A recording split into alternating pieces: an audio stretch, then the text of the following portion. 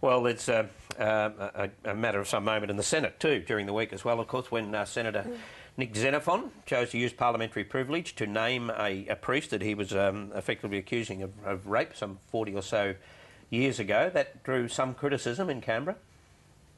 I have a lot of respect for Nick, but I don't respect what he did last night. I think parliamentary privilege is just that. It's a privilege. I am concerned that it appears that Nick has perhaps overstepped that mark on this occasion. All of us in politics have something that we believe is true, and in many cases it probably is. But you've got to be very, very cautious about being judge, jury and executioner in the chamber.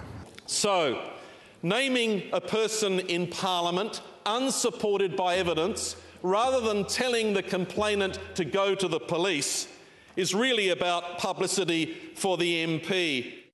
Now, a lot of criticism there, Misha, but a lot of support as well. He got a surprising amount of support, perhaps from outside of Canberra. Well, that's the really interesting thing about this, that there was almost universal condemnation or discomfort from a lot of his Senate colleagues across the partisan spectrum.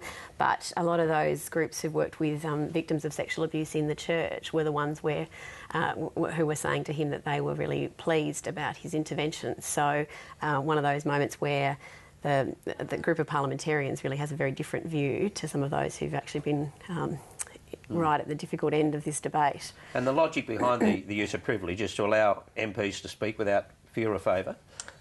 That's the logic, but I think in this case, I think he overstepped the mark. I think that, I like Senator Xenophon. I think he's well motivated, but in this case, this fellow has not been charged. There hasn't been an investigation. There hasn't been in the eyes of the church a formal complaint made.